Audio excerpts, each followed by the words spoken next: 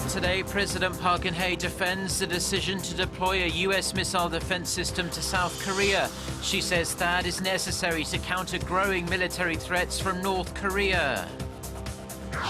Rival party lawmakers grill the defense minister over the THAAD deployment. The opposition parties are concerned it could damage Seoul's relations with China and Russia.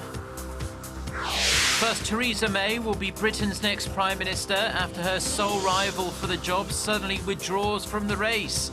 Stay tuned for these stories and more.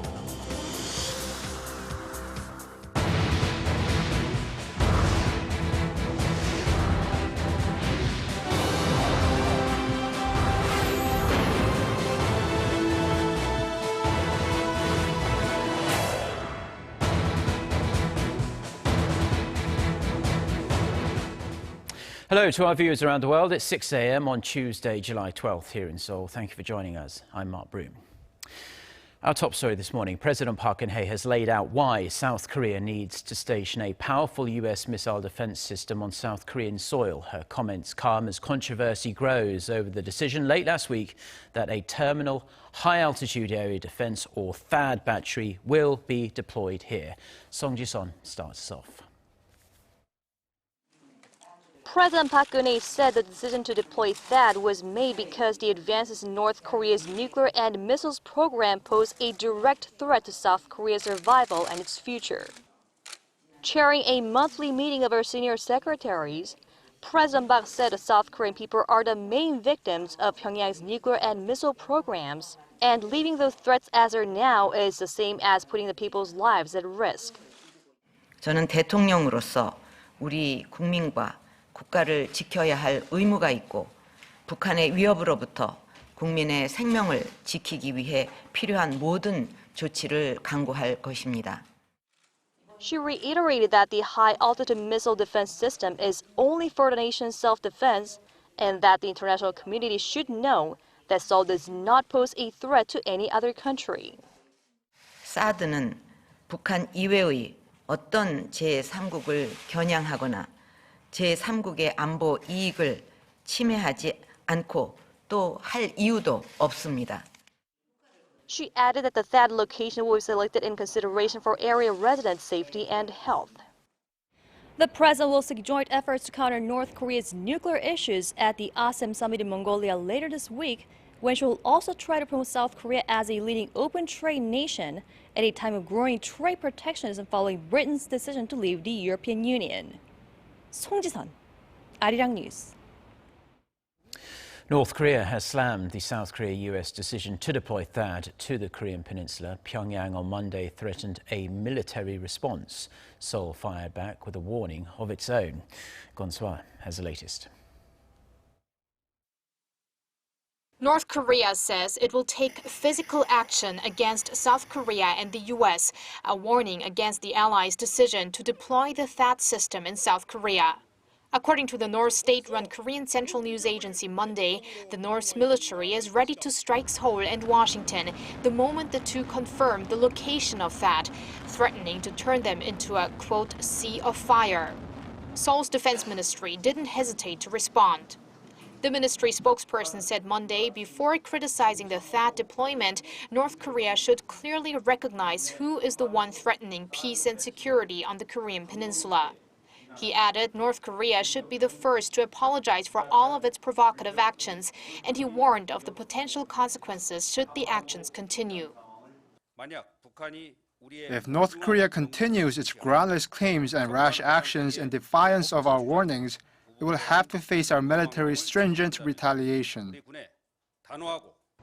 Seoul's Unification Ministry defended the THAAD deployment too, saying it serves to protect South Korean people and property in the face of North Korea's continuing nuclear and missile threats. North Korea had said through its statement that claims about its threats are far-fetched and that the THAAD deployment is part of Washington's plan to dominate the world. The KCNA statement is Pyongyang's first official reaction since the announcement was made Friday and follows the immediate opposition from China and Russia, both of which believe THAAD will hurt their own regional strategic interests. GeunHye, Arirang News. Now, there are also deep differences of opinion on the THAAD deployment within South Korea. Those differences were there for everyone to see on Monday as rival party lawmakers had their chance to put Seoul's defense minister through the ringer. GeunHye reports. The ruling Saenuri Party questioned South Korean Defense Minister Han Min-gu on the reasons for the THAAD deployment at a Parliamentary Defense Committee meeting on Monday. What is the reason for deploying THAAD to South Korea? Is it solely for South Korea's security, or were we taking U.S. interests into account as well? The THAAD deployment is for self-defense and to safeguard the people. The defense minister reaffirmed that the U.S. missile defense system will not be used to attack neighboring countries, but to better counter North Korea's missile threats. The ruling party sided with the government, saying it will continue to prioritize national security. The main opposition Minju Party of Korea expressed its concerns about the strong objections to the THAAD deployment expressed by China and Russia. Did you think we could persuade them? It's not a matter of being affected by remarks coming out of China and Russia. It's our sovereign right. The minor opposition People's Party continued to lambast the THAAD decision, saying it will push for a stipulation of parliamentary approval before THAAD can be deployed. We will bring up the issue of whether parliamentary approval is required for a THAAD deployment. We will even make a resolution to postpone the THAAD deployment. The timing is not right. We need to build a national consensus. The opposition parties also raised the possible economic restrictions that Beijing could impose on Seoul and demanded that the government should take a more cautious approach to the matter. GeunHye, Arirang News. The United States says North Korea's threat against the deployment of the THAAD defense system proves that the decision was the right one. The statement out of the Pentagon came a matter of hours after Pyongyang threatened to take a physical counteraction against the deployment, calling it a decision aimed at invading the North. Pentagon spokesman Commander Gary Ross said such threats only confirm the prudence of Seoul and Washington's decision. He added that the U.S. will continue to ensure its defense posture remains capable of deterring conflict and defending the U.S. and its armed forces. North Korea says it will shut off all channels of contact with the United States. The state-run Korean Central News Agency said Monday the regime's mission to the United Nations sent a message to the U.S. on Sunday local time, referring to the so-called New York Channel. That's practically the only two-way communication channel between Pyongyang and Washington. According to the KCNA, the decision comes on the heels of America's latest sanctions on the North. Last week, the U.S. announced fresh sanctions on the North's grave human rights violations directly targeting leader Kim Jong-un. Pyongyang had warned Washington to cancel the decision immediately. Now, in other news, Britain will have a new Prime Minister on Wednesday. Theresa May replaces David Cameron, who said he was stepping down after Britain voted last month to leave the European Union. Mrs May, currently Britain's Interior Minister, has been confirmed as leader of the Conservative Party after her sole rival for the post dropped out. She will become Britain's second female PM after Margaret Thatcher, who led the UK throughout the 1980s. May said she would bring the strong leadership needed to negotiate the best terms for Britain's exit from the EU, forge a new role for the country in the world and unite the nation. Mr Cameron said he was delighted that Mrs May was to succeed him in 10 Downing Street, adding that he would offer her his full support. Back here in Korea, an arrest warrants issued for 2 lawmakers from the minor opposition People's Party have been rejected.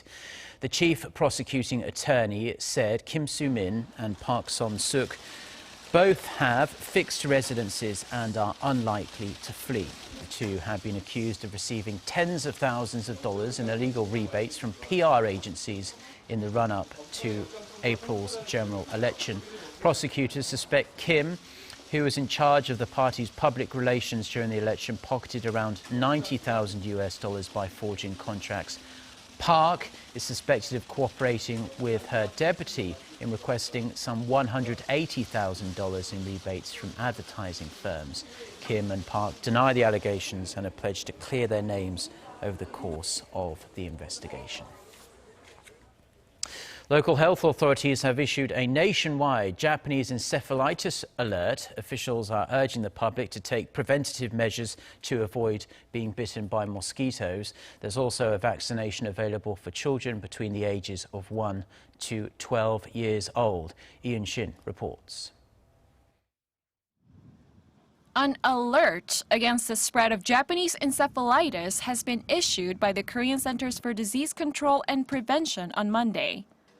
The warning is normally issued when a patient infected with the Japanese encephalitis virus is reported, or when the number of mosquito species known to transmit the disease, such as the Culex Tristinia hinchus, exceeds more than 500 in a single regional research division. About 95% of people infected with the disease show no symptoms at all, and only a few suffer from short-lived mild symptoms. But the viral disease can cause inflammation of the membranes around the brain, and about 1 out of 250 people with the virus develop severe conditions such as seizures, muscle weakness, high fever, or inability to speak.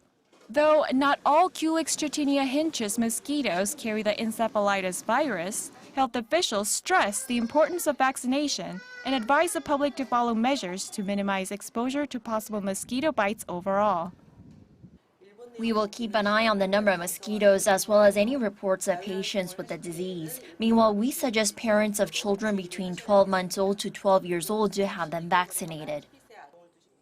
From August to October, when the virus carrier mosquito species is the most active, experts recommend following simple preventive measures such as limiting outdoor activities, especially early in the morning and around sunset, and using natural insect repellents.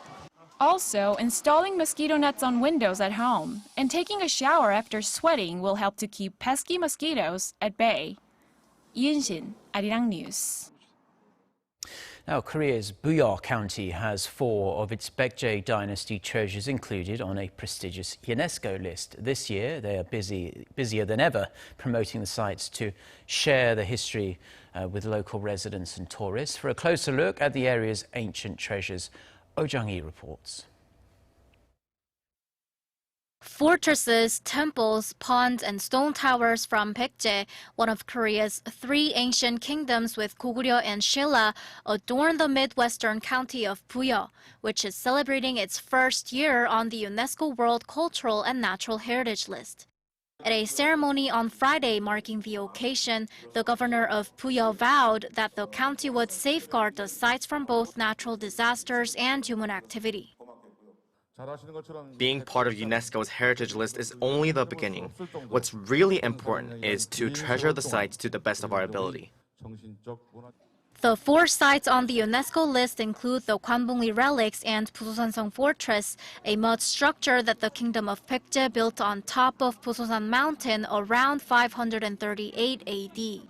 The fortress played a critical role in protecting the Baekje's capital of Sabi, or present-day Buyeo.